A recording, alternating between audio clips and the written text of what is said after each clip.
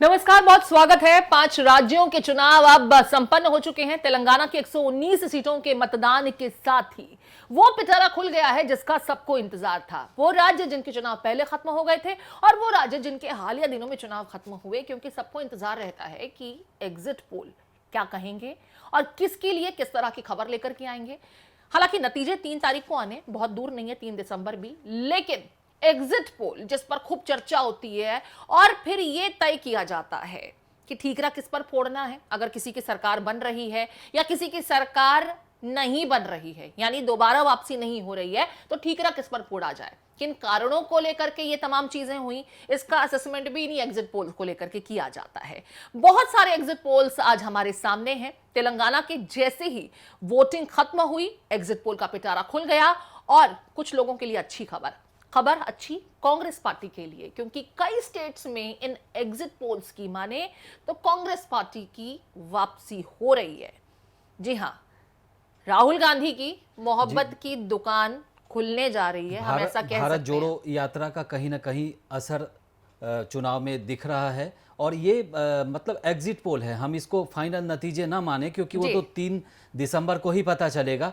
लेकिन कहीं ना कहीं राहुल गांधी और कांग्रेस के नेता भी मानते हैं और बीजेपी के लोग भी मानते हैं कि कहीं ना कहीं राहुल गांधी ने भारत जोड़ो यात्रा में मेहनत किया था, लोगों से संपर्क करने की कोशिश की थी और उनकी ओर से वो दूल्हा तो कई बार बनाए गए चुनाव में, लेकिन हर बार कहीं ना कहीं सेहरा किसी और के सर पे चला गया। तो कुल मिलाकर ये लग रहा है कि राहुल गांधी की मेहनत और मोहब्बत की दुकान चल पड़ी है और शायद अगर नतीजे में अगर बदलते हैं तो कांग्रेस के लिए तो ये अच्छी नहीं, बहुत अच्छी खबर है, क्योंकि 2024 लोकसभा चुनाव से पहले 4-5-6 महीने ही बचे हैं मैक्सिमम।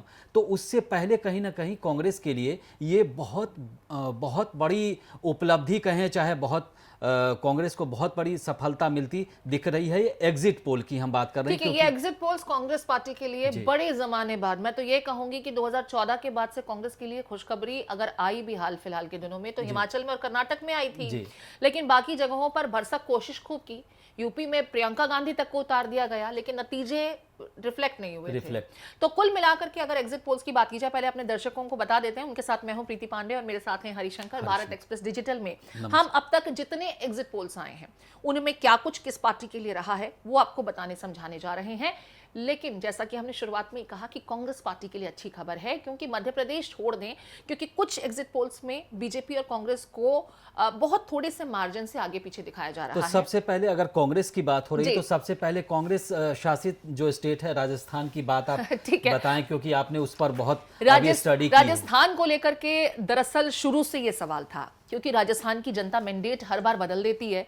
एक बार कांग्रेस को मौका देती है तो दूसरी बार वो बैलेंस कर देती है, बीजेपी को ले आती है। तो इस बार अगर उस नियम के हिसाब से देखा जाए तो बीजेपी की वापसी होनी है, लेकिन बीजेपी की वापसी हो रही है क्या या नहीं, क्योंकि शुरुआत से ये कहा जा रहा था कि इस बार कुछ बदला बदला सा माहौल है। जादूगर का जादू गजब का है।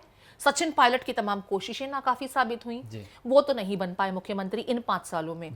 अगले 5 सालों में बनेंगे क्या, इस सवाल के जवाब में अब उन्होंने एक बार फिर से गेंद केंद्र के पाले में डाल दी थी। अच्छा, सबसे बड़ी बात यह है कि सचिन पायलट 5 साल लड़ते रहे और आखिरी के 1 महीने में न जाने क्या घुट्टी पिलाई गई और क्या कुछ मैंने कहा ना, मोहब्बत की दुकान खोल रहे थे राहुल गांधी, वहां भी खोल दी है। या ये कहें कि चुनाव नजदीक से समझा दिया कि क्या मैसेज दे रहे हो, गड़बड़ हो जाएगी, चुनाव हाथ से निकल जाएंगे, 2024 भी निकल जाएगा। अगर मान लीजिए, एक और मेरा सवाल है कि अगर मान लीजिए कांग्रेस की राजस्थान में वापसी हो जाती है तो क्या कांग्रेस हाईकमान उनको सचिन पायलट को मौका देने वाला है या फिर अशोक गहलोत? क्योंकि देखिए, ये वापसी कैसे होगी ये हमें देखना होगा। एग्जिट पोल्स की जो नतीजे मेरे हाथ में है, पहले उन आंकड़ों को बता देते हैं कि अगर ये होगा तो कैसे होगा और अगर नहीं होगा तो उसके पीछे की वजह क्या रहेगी।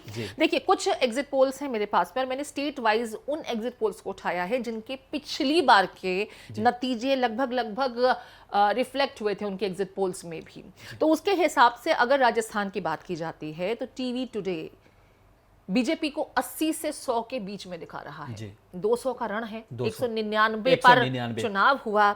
अब 80 से 100 के बीच में अगर बीजेपी है तो कांग्रेस भी बहुत दूर नहीं है, बल्कि थोड़ा बेहतर करती दिखाई दे रही है। टीवी टुडे के आंकड़ों के हिसाब से 86 से 106 ये दिखा रहे हैं और 9 से 18 अदर्स अदर्स महत्वपूर्ण भूमिका। ये वो अदर्स हैं जो दरअसल किसकी जेब में है? बीजेपी और कांग्रेस से अरे नहीं, मुख्यमंत्री जादूगर साहब। जादूगर वो अपना जादू दिखाते कैसे हैं? पिछली मर्तबा भी तो यही किया था, नंबर कम पड़ रहे थे, फिर जादूगर साहब पहुंचते हैं और आला कमान को बता देते हैं कि विधायक तो आ जाएंगे, लेकिन मुख्यमंत्री मैं बनूंगा। डील यही थी, अंदर खाने की माने तो डील यही थी। तो ये जो 9 से 18 हैं, इस बार ये अशोक गहलोत के खेमे के हैं या नहीं है, ये एग्जिट पोल्स में नहीं दिखता है। तो हमें इसके लिए थोड़ा सा इंतजार करना होगा। सचिन पायलट का जहां तक आपने सवाल पूछा, तो वो ऐसा मैनेज नहीं कर पाएंगे क्योंकि वो सीएम नहीं है। नहीं, वो दिल्ली दरबार में आए थे ना। दिल्ली दरबार में जब वो पिछली मर्तबा आए भी 2-3 बार, कोविड से पहले भी आए थे, कोविड के बाद तो उनको मौका ही नहीं मिला, समय नहीं मिलता था उनको, लेकिन कोविड के पहले भी जब आए थे तो 26 के आसपास रह गए थे, उससे ज्यादा उनको समर्थन मिला नहीं था। तो राजस्थान में इस चीज को देख लीजिए, समझ लीजिए कि टीवी टुडे के हिसाब से कांग्रेस बीजेपी से अच्छा करती दिखाई दे रही है, लेकिन वो बहुत अच्छा बहुत ज्यादा नहीं है। तो यहाँ पर जो ये अन्य हैं, ये महत्वपूर्ण भूमिका में होंगे, लेकिन पिछली मर्तबा भी यही अन्य थे जिनकी वजह से अशोक गहलोत मुख्यमंत्री की कुर्सी पर 5 साल तक काबिज रहे। भरसक कोशिश सचिन पायलट ने और उनके खेमे ने की। केंद्र की तरफ से भी काफी कुछ किया गया था, प्रयास कि सामंजस्य बनाया जाए, वो हुआ नहीं था। बैटरीज की बात की जाए, जी की बात की जाए, तो ये 80 से 90 पर बीजेपी को समेट रहे हैं, 94 से 104 कांग्रेस को, और 14 से 18 हो जाते हैं यहाँ अदर्स। यहाँ अदर्स थोड़े और बढ़ गए हैं, उन्होंने एक मिनिमम 9 दिखाया था, 9 से 18 दिखाया था, यहाँ पर मिनिमम 14 से 18 है। टीवी 9 की बात की जाए तो 100 से 110 बीजेपी है। यहाँ कांग्रेस टीवी 9 के असेसमेंट में कम है, 90 से 100 के बीच में है, और अदर्स 5 से 15 पर समेट दिए हैं। एबीपी सी वोटर की बात की जाए तो देखिए, इन्होंने बड़ा गजब का जो एग्जिट पोल है इनका, इसमें 2 चीजें, वो जो अशोक गहलोत के करीबी हैं या जहां पर कांटे का मुकाबला है, अगर वो कांटे का मुकाबला जैसा है उसी हिसाब से नतीजे आते हैं तो बीजेपी के हक में जाते हैं। 130 से 140 निकाल लेंगे, कांटे के मुकाबले में कांग्रेस पिछड़ती दिखाई दे रही है। एबीपी सी वोटर के हिसाब से 71 से 96 के बीच में कांग्रेस सिमट रही है, और 9 से 19 होते हैं अदर्स। लेकिन जहां कांटे का मुकाबला है और कांग्रेस के विधायक बाजी मार लेते हैं, वहां पर ठीक है, थोड़ा बहुत ही आंकड़ा बढ़ रहा है, लेकिन फायदा फिर भी बीजेपी को ही होता दिखाई आपको दे रहा बता है। दूं कि पिछले बार चुनाव में वहां बीएसपी को भी 3 सीटें आई थी, जो बाद में अशोक गहलोत के साथ चले गए थे, और पार्टी भी लास्ट में यही नंबर वो दिखाते तो हैं यही ना, वो नंबर में जो 10 से 15 जो वो बताते हैं कि देखिए, सरकार बनाने के लिए जो नंबर चाहिए वो सचिन पायलट नहीं जुटा पाएंगे, वो तो विद इन पार्टी भी नहीं जुटा पा रहे हैं। बिल्कुल सही बात। और जो उनके विधायक हैं, वो कुछ ऐसे विधायक हैं, हालांकि वो कांग्रेस पार्टी की वजह से वोट नहीं लाते हैं, वो अपने दम पर वोट लेकर के आते हैं। तो ये देखना होगा कि राजस्थान को लेकर के जो एग्जिट पोल्स हैं, जिसमें ज्यादातर में हालांकि कांग्रेस ही आगे दिखाई दे रही है, तो ये एक ट्रेंड भी टूटेगा कि सरकार दोबारा बनेगी। पिछले काफी सालों का ट्रेंड टूट जाएगा अगर ये होता है तो।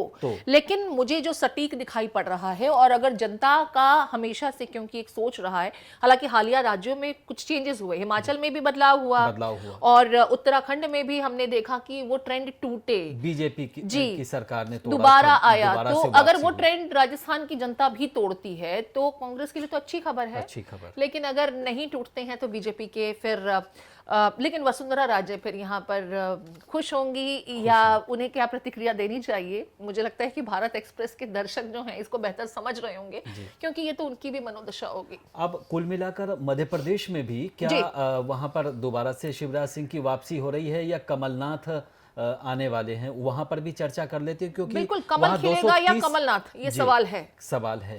और सबसे बड़ा सवाल इसलिए है कि शिवराज सिंह चौहान सरकार ने आखिरी के 6 महीने में जो लाडली बहना योजना लेकर आई, जो महिलाओं को 1000 रुपये प्रति महीना, और पिछले 2 महीने से वो 1250 रुपये दे रहे हैं, और वादा किया है कि हम 3000 रुपये देंगे हर महीने।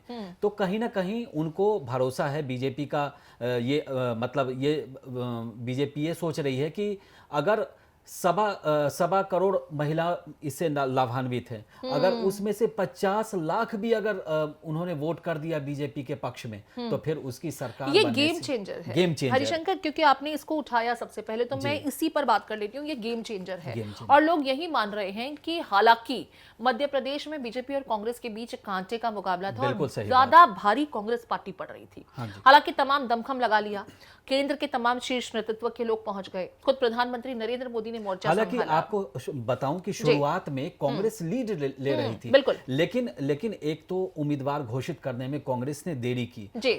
उसके बाद राहुल गांधी चूंकि पिछले बार वादा किए थे और इस बार राहुल गांधी की आखिरी में वहां पर सभाएं आयोजित की गई हैं, जब बीजेपी ने सवाल उठाया कि राहुल गांधी वादा करके चले गए और पूरा नहीं किया, तो प्रियंका गांधी इस बार वादा करने पहुंच गई। भारत जोड़ो यात्रा में भी थोड़े कटे कटे से रहे मध्य प्रदेश से, जो उम्मीदें थी। मध्य प्रदेश में एक और महत्वपूर्ण बात यह है कि इंडिया गठबंधन तो बना, लेकिन कहा यह जाता है कि भोपाल में उनकी पहली रैली को कमलनाथ ने मना कर दिया था, क्योंकि कहीं ना कहीं कमलनाथ का हिंदुत्व वाला जो छवि है और ये लोग वहां हिंदुत्व के बारे में जाकर उल्टा सीधा बोलेंगे, तो कहीं ना कहीं कमलनाथ की छवि को नुकसान पहुंचेगा, इसीलिए उन्होंने ही मना कर दिया। बिल्कुल, कमलनाथ ने मना किया और उनकी जो यात्रा, मैंने जो कहा कि बड़ा नुकसान होगा, क्योंकि आप जब पूरे देश को जोड़ रहे हैं और हाथ को छोड़ देते हैं, तो फिर जनता तो अपेक्षित महसूस करेगी कि भाई हमारी उपेक्षा क्यों हो रही है। और एक और चीज भी तो हुई हालिया दिनों में, जब टिकट बंटवारे को लेकर के इंडिया गठबंधन, हालांकि इंडिया गठबंधन को लेकर के वेव्स बहुत देखी गई, बीजेपी ने भरसक कोशिश की एंटी प्रोपेगेट करने की, लेकिन वो हुआ नहीं था। लोग इंडिया को भी स्वीकार कर रहे थे, क्योंकि शुरू से जिस नाम के साथ पले बढ़े आगे बढ़ते चले गए हैं, तो भारत और इंडिया बनाम लोग इसमें राजनीति में नहीं पढ़ना चाहते। वो भारत और इंडिया को उतना ही स्वीकार करते हैं जितना कि सालों से करते आ रहे थे। लेकिन फिर भी इंडिया गठबंधन के विधिन ही जब आपस में डिस्प्यूट दिखने को मिला, अखिलेश से अखिलेश जब उन्होंने एक पत्रकार के सवालों का जवाब देते हुए कमलनाथ ने उसके बाद अखिलेश बहुत नाराज हुए और बल्कि उन्होंने कई उम्मीदवार एक्स्ट्रा जिनको चुनाव में नहीं उतारना था उनको भी कांग्रेस के खिलाफ उतारा। और आपको बता दें कि यूपी से लगा हुआ तकरीबन 2 दर्जन ऐसी सीटें हैं जिस पर अखिलेश और मायावती की पार्टी बीएसपी ने प्रॉपर मेहनत किया है, उस पर जाकर सभाएं की है और कहा जाता है कि अगर वहां पर मायावती की पार्टी को ज्यादा वोट मिलता है तो उसका घाटा सीधे सीधे कांग्रेस को होता है। और जहां तक मायावती की पार्टी को पिछले चुनाव में 2018 के चुनाव में कम मतदान हुए थे, उनके पक्ष में कम प्रतिशत आया था, तो बीजेपी को नुकसान हुआ था और कांग्रेस की सरकार बनी थी। ठीक है, तो अपने दर्शकों को बहुत ज्यादा सस्पेंस में नहीं रखते हैं, एग्जिट पोल क्या कह रहे हैं वो भी बता देते हैं हरिशंकर, क्योंकि मध्य प्रदेश के लिए तो इतने सारे मुद्दे थे कि डिस्कस करते करते 3 दिसंबर भी कब नजदीक आ जाएगा, नतीजे हमारे सामने होंगे, मुद्दे खत्म नहीं होने वाले, बहुत लंबे मुद्दे थे। तो देखिए, चाणक्य के हिसाब से बीजेपी की क्लियर मैंडेट की सरकार बनती दिखाई दे रही है। 151, जिसमें +12 प्लस या माइनस हो सकता है, 12 का हेर फेर हो सकता है, ये चाणक्य की रिपोर्ट है। अगर कांग्रेस की बात की जाए तो चाणक्य के हिसाब से सिर्फ 74 पर कांग्रेस सिमटती नजर आ रही है, 12 का प्लस या माइनस हो सकता है। और अदर्स जो हैं वो बहुत ज्यादा भूमिका में नहीं है, जिसको हम डिस्कस कर रहे थे कि अदर ने डैमेज किसका किया, तो यहाँ अदर्स ने जो डैमेज किया है, मुझे लगता है कि कांग्रेस का ज्यादा नुकसान किया गया, क्योंकि विपक्षी भी बटे बटे से हो, क्योंकि आम आदमी पार्टी भी वहां चुनाव लड़ रही थी। और आपको ध्यान रखना चाहिए, हमको इस बात को बिल्कुल हम कतई नजरअंदाज नहीं कर सकते कि गुजरात चुनाव में कांग्रेस की कई सारी सीटों पर नुकसान पहुंचाया था आम आदमी पार्टी ने, और मध्य प्रदेश में भी उन्होंने बहुत दमदार तरीके से चुनावी रैली की, और कहीं ना कहीं कांग्रेस के वोटर जो हैं वो शिफ्ट कुछ ना कुछ परसेंटेज तो आम आदमी पार्टी के लिए भी हुए होंगे। ठीक है, तो बाकी जो है देखिए, टीवी टुडे में भी बीजेपी को ही लीडिंग दिखाया गया है और कांग्रेस पार्टी बहुत पीछे नहीं है। अदर्स बहुत ज्यादा इनके भी रिपोर्ट में भूमिका निभाते नजर नहीं आते हैं, क्योंकि यहाँ पर बहुत क्लियर दिखाया गया, राजस्थान की तरह अदर्स यहाँ पर कम है, उतनी प्रोमिनेंट भूमिका में नहीं है। मैट्रिक्स की बात की जाए, जो जी लगातार दिखा रहा है 118 से 130 के बीच में, 97 से 107 के बीच में कांग्रेस, 118 130 बीजेपी के लिए है और अदर्स इन्होंने 2 दिए हैं। तो वो 5 से 4 चाणक्य दिखा रहे थे, टीवी टुडे ने बहुत ज़्यादा तवज्जो नहीं दी है और मैट्रिक्स जी 2 तक बता रहे हैं कि 0 से 2 तक अदर्स हो सकते हैं। टीवी 9 का यहाँ पर थोड़ा सा अंतर है जो राजस्थान में नहीं देखने को मिला था, लेकिन इसके विपरीत मध्य प्रदेश में टीवी 9 कांग्रेस को ज़्यादा डोमिनेंट दिखा रही है। 106 से 116 तक बीजेपी हो सकती है, 111 से 121 तक कांग्रेस पहुंच सकती है। तो अगर टीवी 9 के एग्जिट पोल्स पर रिलाय किया जाए तो कांग्रेस पार्टी के लिए फिर एक अच्छी खबर है। और मैं जहां तक समझ पाई हूँ टीवी 9 के बाकी किसी भी सर्वे में कांग्रेस को इतनी जगह नहीं मिलती है जितनी कि मध्य प्रदेश में दी गई है। बाकी जगहों पर इर्द गिर्द हैं, लेकिन यहाँ पर बहुत मार्जिन बड़ा हो जाता है। अगर 111 से 121 पहुंच जाते तो कांग्रेस को बहुत ज़्यादा मशक्कत नहीं करनी पड़ती। और ये अदर्स में इनके 6 हैं, ये अदर्स में 6 को दिखा रहे हैं। तो मध्य प्रदेश के लिहाज से देखिए, अगर मैं पोल्स ऑफ पोल्स को देखती हूँ तो फिलहाल मध्य प्रदेश में ऐसा दिखता है कि बीजेपी और कांग्रेस के बीच में बहुत थोड़े से जो है फर्क से ही नतीजे सामने आएंगे।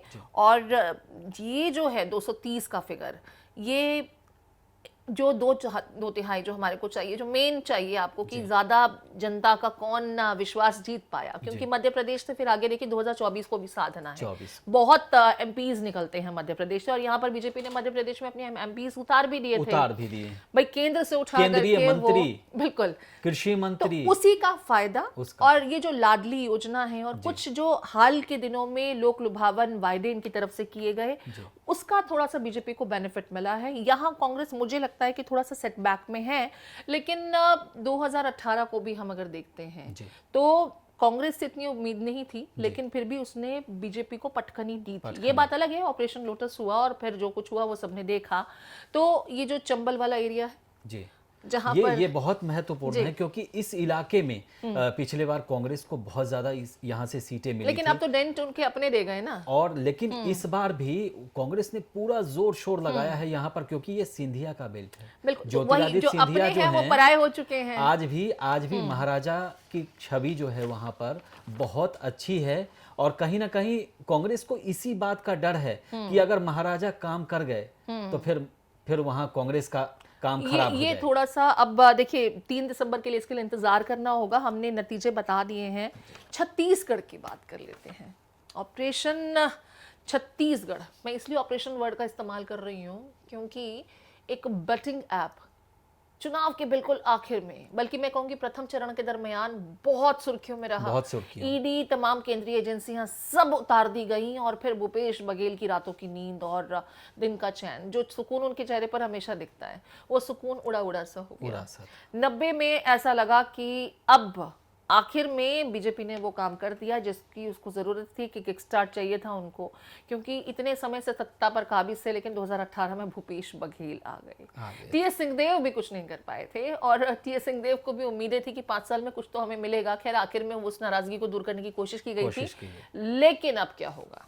90 के छत्तीसगढ़ में कांग्रेस बाजी मारेगी या बीजेपी? ये सस्पेंस खत्म कर देते हैं, अपने दर्शकों को बता देते हैं कि ज्यादातर एग्जिट पोल्स में भूपेश बघेल की सरकार की वापसी हो रही है। अब वो मुख्यमंत्री बनाए जाते हैं कि नहीं, ये आला कमान को ये अलग। छत्तीसगढ़ में एक चीज मैं जोड़ना चाहूंगा कि इस बार बीजेपी ने तो जोर लगाया ही था। वो छत्तीसगढ़ के कई जिले हैं जो आदिवासी बहुल इलाके जिले हैं, और वहां पर बीजेपी के अलावे बनवासी कल्याण आश्रम जो संघ का एक विंग है, उन्होंने अच्छा खासा मेहनत किया था। आपको बता दें कि उस इलाके में ये जाते हैं और उन लोगों को प्रशिक्षण देते हैं, जैसे बिस्किट बनाने का काम उनको सिखाया जाता है। उसके बाद मछली पालन है, क्योंकि छत्तीसगढ़ को चावल का कटोरा कहा जाता है, तो वहाँ धान की खेती, धान की फसल के बीचों बीच मछली उत्पादन भी होता है। आदिवासी इलाकों में ये प्रशिक्षण बनवासी कल्याण आश्रम ने दिया है। तो कहीं ना कहीं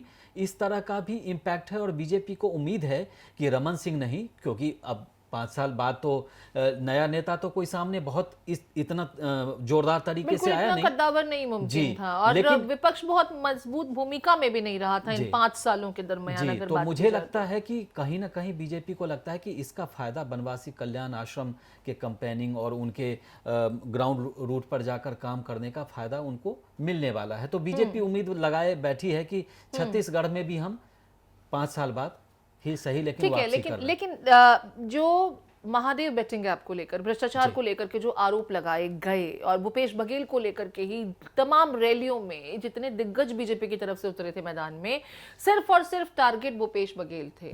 और सबसे बड़ी बात यह है कि महादेव बेटिंग ऐप में क्योंकि सीधे सीधे एक आरोपी ने जो ईडी की कस्टडी में था नाम ले लिया भूपेश बघेल का, कितने पैसे दिए गए, हजारों करोड़ों का खेल, और सीधे सीधे ये कहना कि मुख्यमंत्री को पैसे गए, ये क्या क्षेत्र की जनता को असर डालता है? मुझे नहीं लगता है, क्योंकि जो एक उनकी जो एक योजना थी गोबर तक को खरीदने की बहुत अच्छी योजना है। मुझे लगता है कि क्योंकि ज्यादातर आदिवासी बेल्ट ही हैं, और जिस अंचल से ये लोग आते हैं इनकी मूलभूत समस्याएं अलग होती हैं, उनकी जरूरतें अलग हैं। और भूपेश बघेल अक्सर देखिए आदिवासियों के बीच में नाचते हुए और बिल्कुल स्थानीय लोगों के साथ जेल करते हुए, मतलब खुद को कनेक्ट करते हैं जमीन उनके से बीच जुड़े में हुए और जाकर के कनेक्ट करने का अच्छा, काम एक बीच में आपसे एक सवाल पूछना चाहूंगा कि अभी आपको नहीं लगता जैसे कर्नाटक में हुआ चुनाव, चाहे मध्य प्रदेश में हो चाहे छत्तीसगढ़ में हो, अभी 5 राज्यों की हम बात कर रहे हैं, तो सब जगह चुनाव में कहीं ना कहीं दोनों पार्टी, बीजेपी हो या कांग्रेस हो, सत्ताधारी हो या विपक्ष हो, ये कहीं ना कहीं भ्रष्टाचार मुद्दों को लेकर के जाना चाह रहे हैं कि सामने वाले को ये बताने की कोशिश की जाती है कि आप भ्रष्टाचारी हैं। हाँ, नहीं तो ये देखिए ना, अब कोई फॉर्मूला अगर नतीजे देता है तो सब उसको ट्राई करने की कोशिश करते हैं। तो कर्नाटक में क्योंकि ये जो कट वाला फॉर्मूला था, 40% के कट वाला फॉर्मूला, और कांग्रेस के लिए काम कर गया था, तो उसी फॉर्मूले को कोशिश की गई कि छत्तीसगढ़ में ट्राई किया जाए। हालांकि कांग्रेस की तरफ से मध्य प्रदेश में भी उस पर अटेम्प्ट हुए थे, हमने देखा था वो यूपीआई एप्स को लेकर के मुख्यमंत्री के नाम की तस्वीरें लगाना, और उसके बाद पटवारी घोटाले का आरोप शिवराज सरकार पे लगाया गया, और कई सारी योजनाओं पर उन्होंने कहा कि इसमें भ्रष्टाचार हुआ। हालांकि बीजेपी भी कमलनाथ जी को बंटाधार और ये सब परिवारवाद के ऊपर एलिगेशंस लगाए गए कि जो टिकटों का बंडर बाट हुआ वो परिवार में ही बट गया, और इस पार्टी में नेपोटिज्म एग्जिस्ट करता है, इस तरह की चीजों का जिक्र भी किया गया। एक चीज और बता दूं, कई सीटों पर कांग्रेस ने पहले टिकट तो दे दिया, लेकिन बाद में उनको चेंज करना पड़ा और इतना विरोध हुआ कि उनको डर था कि कहीं ये सब सीटें हम हार ना जाएं, इसीलिए फिर उम्मीदवार उन्होंने बदले। कुर्ता फाड़ राजनीति भी खूब चर्चा में रही थी। खैर, हम क्योंकि छत्तीसगढ़ की बात कर रहे थे तो आपको मैं बता देती हूं कि एग्जिट पोल्स क्या कहते हैं। चाणक्य के एग्जिट पोल के मुताबिक 90 सीटों में छत्तीसगढ़ में बीजेपी 33 पर काबिज हो सकती है, और अदर्स यहां पर कहीं नहीं है। 57 की 57 बाकी बची हुई सीटें जो हैं वो कांग्रेस के खाते में जा रही हैं। तो यहाँ पर full on marks Bhupesh Baghel को, क्योंकि उनकी जो कनेक्टिविटी थी। हालांकि यहाँ पर टीएस सिंहदेव को जो आखिर के दिनों में मुझे लगता है कि डिप्टी सीएम बनाने का जो एक फैसला था वो डेंट ना पड़े उसके लिए लिया गया था, और वो काम कर गया। क्योंकि टीएस सिंहदेव अगर नाराज रहते तो यहाँ भी वही हालत हो सकती थी जो राजस्थान में भी ये 5 साल तक लड़ते रहे जी। और छत्तीसगढ़ में, मध्य प्रदेश में तो हश्र सबने देखा ही था कि वहां क्या हुआ, पंजाब इनके हाथ से गया इसी खींचतान की वजह से। तो उसको समझते हुए जो केंद्र ने यहाँ पर किया, आलाकमान ने यहाँ पर किया, और टीएस सिंहदेव को खुश करने की कोशिश की गई। मतलब फैसला अच्छा था कुल मिलाकर कहें। बिल्कुल, मैं ये कहूंगी कि अगर एंड रिजल्ट्स अच्छे हैं तो all is well that ends well, ठीक है। ये यहाँ पर छत्तीसगढ़ के हिसाब से कहा जा सकता है। टीवी टुडे भी इर्द गिर्द ही है, 36 से 46 तक दिखा रहा है बीजेपी को, और कांग्रेस जो है 50 तक टीवी टुडे के हिसाब से है, लेकिन अन्य के खाते में 1 से 5। अब ये बहुत थोड़ा सा मार्जिन रह जाता है। तो ये अगर एग्जिट पोल्स में थोड़ा भी प्लस या माइनस में गया तो नतीजों के लिए आपको इंतजार करना जरूरी हो जाएगा, क्योंकि नतीजे बड़ा हेरफेर हो सकता है। क्योंकि अगर एग्जिट पोल में इतनी ज्यादा सीटें दिखाई जा रही हैं तो नतीजों में बहुत ज्यादा अंतर नहीं आएगा। 2-4-10 सीटें अगर अंतर भी अगर आ गई, इसका मतलब यह है कि कुल मिलाकर कांग्रेस की वहां वापसी हो रही है। देखिए थोड़ा सा मार्जिन लेकर थोड़ा चल सा रहे हैं, margin। सेफ गेम लेकर के चल रहे, तो ये सेफ गेम वाला जो खेल है ये मुझे समझ नहीं आता है, क्योंकि जनता के मन में क्या है इसको भी समझना होगा। ये तो सही खैर, मैट्रिक्स जी की बात करें तो ये भी लगभग टीवी टुडे के इर्द गिर्द है। उन्होंने 36-46 दिखाया था, उन्होंने 35-45 दिखा दिया, और 44-52 कांग्रेस के खाते में, 1 से 5 अदर्स, ये भी बता रहे हैं। TV9 की बात की जाए तो 35 से 45 एग्जैक्ट रिपीटेशन है मैट्रिक्स जी के जैसा ही। 40 से 50 पर ये कांग्रेस को दिखा रहे हैं, और अदर्स इनकी तरफ से 3 के पास गए हैं। पोल्स ऑफ पोल्स की अगर बात की जाए तो छत्तीसगढ़ पर, क्योंकि मैंने खासतौर पर महादेव बेटिंग ऐप के बाद काम किया, तो पोल्स ऑफ पोल्स के हिसाब से जो अब तक नतीजे आए हैं, और मुझे जो दिखाई देता है 35 से 45 के बीच में बीजेपी सिमट सकती है, और अगर 45 तक वो खींच के ले जाती है तो कांग्रेस के लिए सिरदर्दी थोड़ी बढ़ जाएगी। लेकिन ना, जो पोल्स ऑफ पोल्स को ही हम आगे बढ़ के कांग्रेस के लिए असेसमेंट करते हैं तो 42 से 52 तक जा सकते हैं।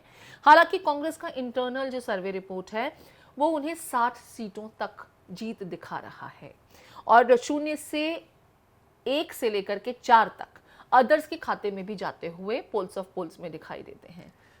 छत्तीसगढ़ में एक और चीज आपको बता दूं कि वहाँ साइलेंट वोटर हैं। अच्छा, आदिवासी इलाके में आप अगर जाएंगी तो वहाँ उनसे पूछेंगे कि आपने किसको वोट दिया, तो वो बड़े स्मार्टली कहते हैं नहीं हम तो सरकार को दे दिए।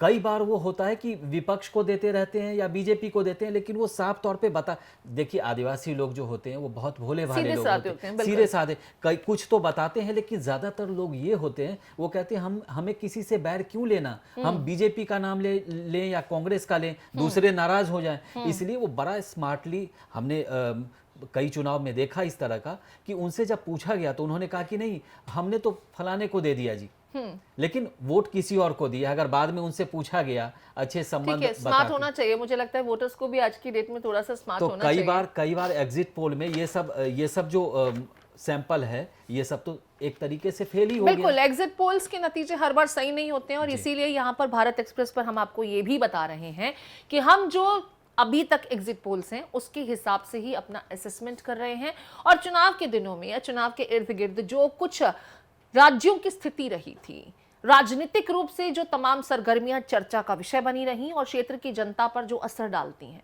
उसके हिसाब से ही हम आपको ये नतीजे बता रहे हैं। जो एग्जिट पोल हैं ये नतीजे फाइनल नहीं है, फाइनल के लिए आपको 3 दिसंबर का इंतजार करना पड़ेगा। और वैसे भी बता दें, एग्जिट पोल पर अगर हम इतनी सारी बातें कर रहे हैं, आपको जानकारी दे रहे हैं, तो एग्जिट पोल बेसिकली है क्या कि हमने मतलब कोई भी कंपनी करती है, कोई भी जो एजेंसी करती है, वो पब्लिक के बीच जाते हैं। 3,000 उनका सैंपल कलेक्शन का तरीका, मेथड जो है वो कहाँ किन लोगों से मिले और किन का सैंपल कलेक्ट किया, ये उस पर भी असर करता है। तो ये 100% सटीक नहीं हो सकते। सटीक नहीं होता। 2 से 2.5 लाख लोगों से बात होती है या 3 लाख से हो, लेकिन मतदाता तो उससे भी बहुत ज्यादा है। हालांकि हरिशंकर, बड़े जमाने बाद जब कर्नाटक के नतीजे आए थे पिछली मर्तबा, तो वो एग्जिट पोल्स भी जो बीजेपी को दिखाना चाहते थे, जिताना चाहते थे, बड़ा दिल मारते हुए, मन मारते हुए उन्होंने कांग्रेस को जीतता हुआ दिखाया था।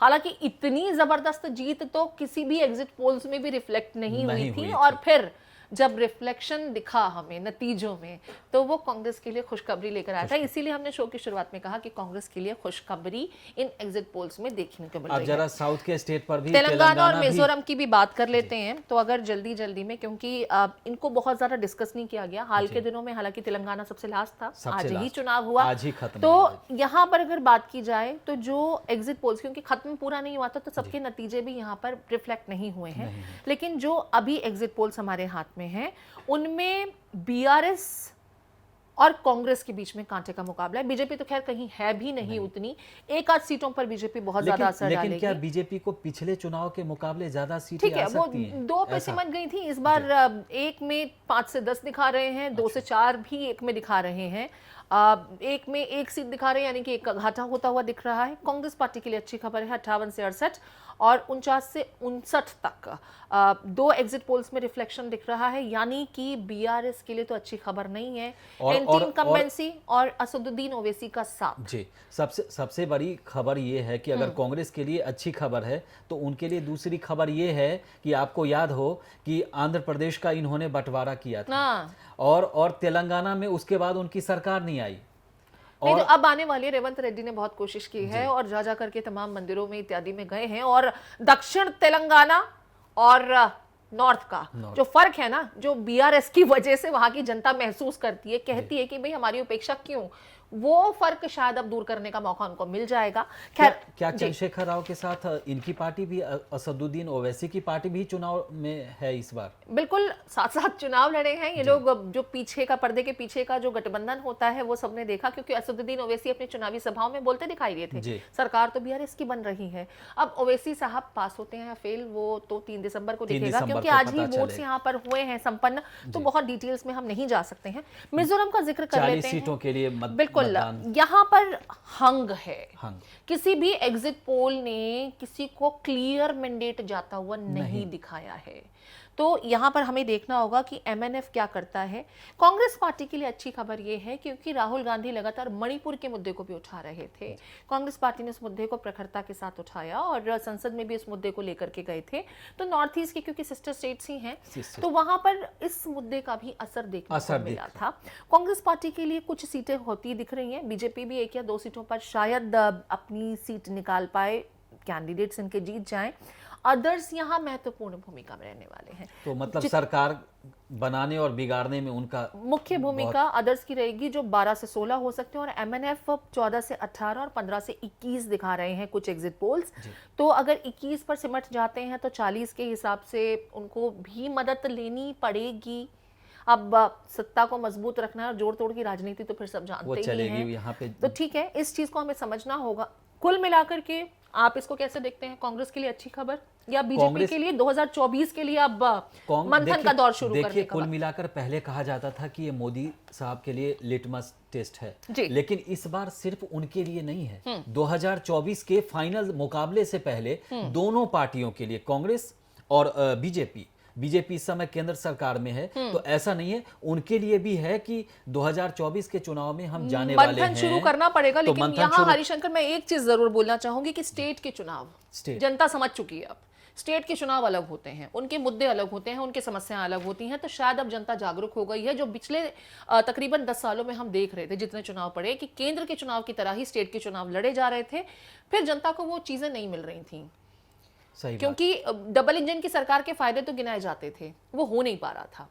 विकास यूपी में बहुत हुआ, लोगों ने देखा, उसके फायदे देखे, लेकिन हर स्टेट में ऐसा विकास मिला क्या? हालांकि कई सारे स्टेट हैं जहां पर हम बात कर सकते हैं, जैसे बिहार में मैंने कई सारे लोगों से पूछा कि भाई आप यहाँ पर राजद की सरकार है, जेडीयू साथ में है, आप दिल्ली में तो बोले कि देखिए यहाँ तो ठीक है ये, लेकिन केंद्र में हमको मोदी चाहिए। बिल्कुल, तो जो दिल्ली की जनता बताती है, हम वही उठा रहे हैं मुद्दा। दिल्ली की जनता ने पहले ही बता दिया, 3-4 बार चुनाव हुए, इनफैक्ट एमसीडी का चुनाव भी हुआ, तो उन्होंने बता दिया कि केंद्र में तो हमें मोदी चाहिए, दिल्ली में हम अरविंद केजरीवाल को ही ट्राई करना चाहते हैं, हम किसी और के पास नहीं जाते हैं। तो स्टेट के लिए भी अब लोगों का सोच जो है, विचारधारा, तरीके जो हैं, या उनको समझ में आने लगा है कि फायदा क्या है, बांट दीजिए, स्टेट में एक को रखिए और सेंटर में दूसरे को जिम्मेदारी दे दीजिए, तो ज्यादा बेहतर काम होते हैं, क्योंकि एक दूसरे से ज्यादा बेहतर साबित करने की होड़ में जनता को बहुत कुछ मिलता है, जो दिल्ली की जनता को मिल रहा है। हालांकि एक चीज और बता दूं, केंद्र सरकार की सबसे बड़ी योजना जो है गरीबों को राशन देने वाला, वो कोरोना के टाइम से वो एक्सटेंशन हो गया है, और मुझे लगता है कि वो बंद होने वाली योजना नहीं है, ये 2024 के बाद भी जारी रखने वाले हैं। 81 करोड़ लोगों को उससे फायदा बहुत बड़ी, और मुझे जहां तक पता है कि ये दुनिया की सबसे बड़ी योजना है, क्योंकि 86 करोड़ मतलब कई सारे देश की जनसंख्या इतनी नहीं है, सबको कई सारे देशों को मिला दें हम, बहुत बड़ी योजना है ये। खैर 2024 के लिए वो देखना होगा कि वो योजना बीजेपी के लिए कितनी फायदेमंद होती है। फिलहाल जो ये एग्जिट पोल्स हैं 5 राज्यों के, कांग्रेस के लिए एक बार फिर से खुशखबरी लेकर के आ रही है, लेकिन मैं राजस्थान को लेकर के अभी भी कंफर्म नहीं हूं, क्योंकि एग्जिट पोल्स कुछ और बता रहे हैं और इंटरनल असेसमेंट जो पार्टी का है वो कुछ और बता रहा है। बाकी अगर आपको सही नतीजे, तो 3 दिसंबर को हम आपसे फिर रूबरू होंगे और सटीक नतीजे लेकर, रुझान लेकर, पहले उसके बाद तो नतीजे में वो बदल ही जाएंगे, तो वो लेकर आएंगे। ये जो हम आप तक पहुंचा रहे थे तस्वीरें, फैक्ट्स बता रहे थे, ये सिर्फ एग्जिट पोल्स हैं, लेकिन डेफिनेटली अब मुझे लगता है कि 3 दिसंबर तक कई लोगों की नींदें यहाँ से गायब होने वाली। तो तमाम और इसी तरह की अपडेट्स के लिए और एग्जिट पोल से ही जुड़े हुए कुछ और तस्वीरों के लिए आप कहीं मत जाइएगा, आपको पता है आपको कहाँ आना है, यहीं आना है भारत एक्सप्रेस पर। नमस्कार।